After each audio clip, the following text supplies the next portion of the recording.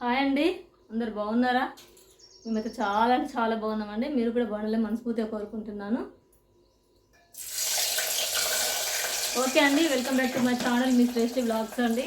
మా channel support చేస్తున్న ప్రతి ఒక్కరికైతే thank you so much friends. మమ్మల్ని ఈ విధంగానే సపోర్ట్ చేయండి. మీరు మమ్మల్ని ఈ విధంగా సపోర్ట్ చేస్తే మేము ఇంకొంత ముందుకు వెళ్ళడానికి మీరే మాకు అవకాశం కల్పించిన వాళ్ళు అవుతారు. ఈరోజు అయితే ఫ్రైడే ఇది. ఈ వీడియో రేపు వస్తుంది. ఈరోజు ఈయనకు ఆఫ్ కాబట్టి నేను చికెన్ బగారా వండుతున్నా. ప్రతిసారి చికెనేనా అని కామెంట్ చేయకండి, ఎందుకంటే మధ్యతరగతి వాళ్ళకు చికెనే కదా, వారం తినేది చికెనే కాబట్టి. ఇంకా మటన్ అదంతా కొనుక్కున్నంత మన దగ్గర డబ్బులు టైంకి ఉండవు కాబట్టి ఏదో ఉన్నంత చికెన్. ఓకేనా? ప్రతిసారి చికెనేనా అని అయితే ప్లీజ్ అండి ఎవరు అనకండి, ఎందుకంటే ఇంకా అంతే. ఇంకా మనకైతే ఈజీగా ఏది తినాలి అనిపిస్తే తినాలి, తప్పదు కదా. అందుకోసమే చికెన్ అండ్ బగారా వేస్తున్నా. ఓకేనా? ప్రత్యేకించి అంటే నేను అదే అని ఏం కాదు కానీ చూపిస్తున్నా ఈరోజు వంట అయితే. ఓకే, మరి చూసేయండి.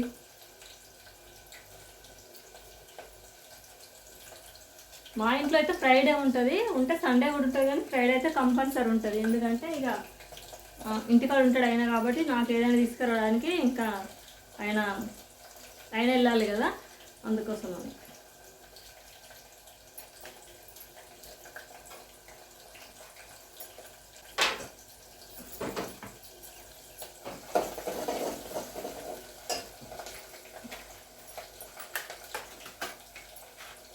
మీ ఇంట్లో ఏం కర్రీస్ అండి? నేనైతే చాలాసార్లు అడుగుతున్నా మీ ఇంట్లో ఏంటి స్పెషల్ అని, కానీ ఎందుకో మరి ఎవరైతే ఏం చెప్పట్లేదు.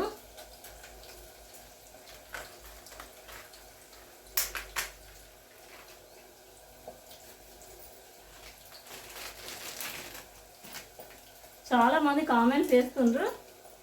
కామెంట్స్ చేసే ప్రతి ఒక్కరికైతే థ్యాంక్ యూ అండి.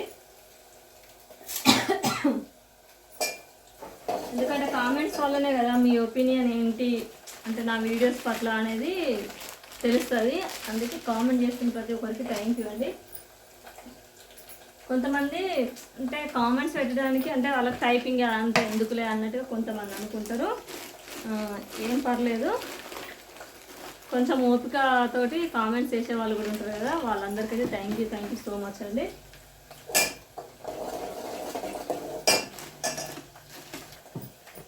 ఇంకా చికెన్ అయితే రెగ్యులర్, మా ఇంట్లో రెగ్యులర్. కానీ బగారా అయితే నేను బిర్యానీసే ఉంచిన, ఎప్పుడు బగారా అయితే మన ఛానల్లో ఎప్పుడు వండలేదు, కానీ ఈరోజు వండుతున్నా బగారా కూడా.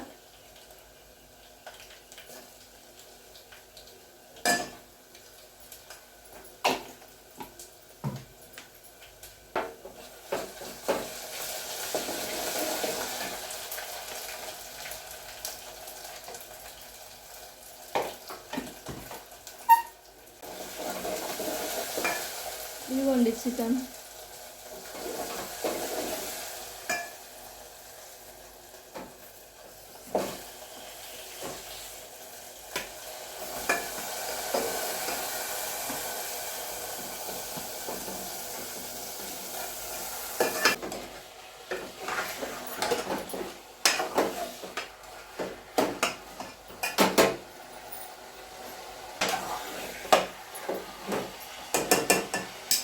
ఓకే, అయితే నేను బాగా కలిపిన మంచిగా.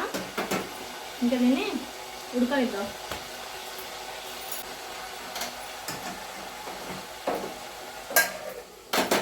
నేను బాగా సైడ్ పచ్చిమిర్చి కట్ చేసి పెట్టుకున్నా. ఇంకా ఈ పొయ్యి మీద అది కూడా పెడతా, ఎందుకంటే ఇక్కడ అసలు ఈ ఎండాకాలము వచ్చినప్పటి నుంచి గ్యాస్ దగ్గరికి రావాలని చాలా కష్టమవుతుంది. ఉడకపోతే మొత్తం తడిసి ఓడవుతుంది వంట అయ్యేసరికి అయితే.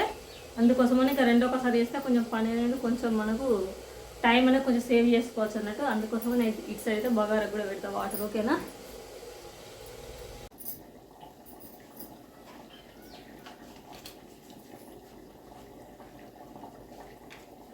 ఇదిగోండి బగారా మసాలాలు నేనైతే అన్నీ వేస్తున్నా.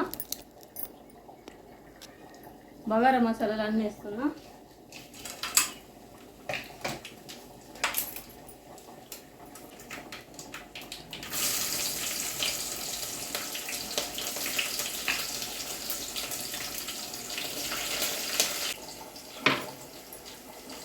పుదీనాకు.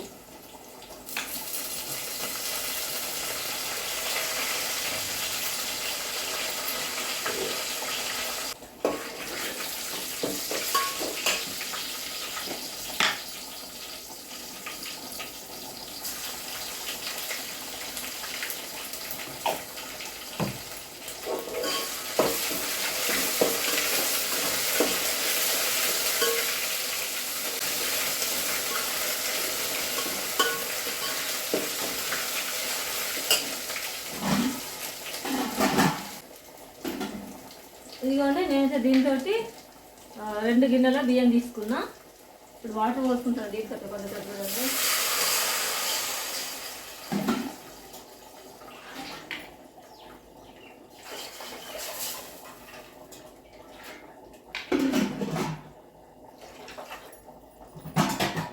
రెండు గిన్నెలన్నర వాటర్ కూడా పోసుకున్నా. ఎందుకంటే నార్మల్ రైసే, బాస్మతి రైస్ కాదు కాబట్టి.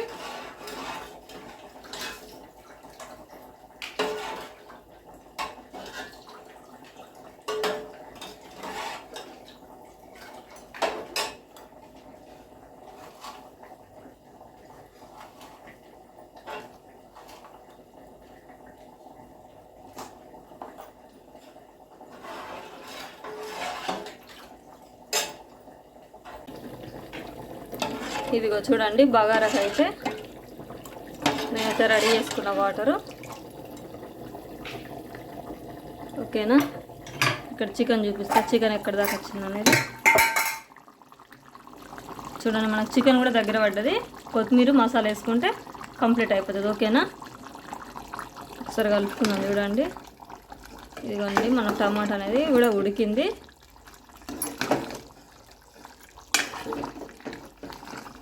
చూడండి, కొత్తిమీర మసాలా వేసుకుంటే కంప్లీట్ అయిపోయినట్టే. ఇదిగోండి నేను రైస్ కూడా వేసిన. ఒకవేళ కర్రీ అయిపోయింది, కర్రీ అక్కడ ఆఫ్ చేసేసిన గ్యాస్. ఇంకా దీంట్లోకి అయితే రైస్ వేసిన. ఇది మన రైస్ అండి, బాస్మతి రైస్ కాదు. ఓకేనా ఫ్రెండ్స్, వన్ అయితే అన్నం అయిపోయిన తర్వాత కంప్లీట్ అయిన తర్వాత చూపిస్తాం మళ్ళీ.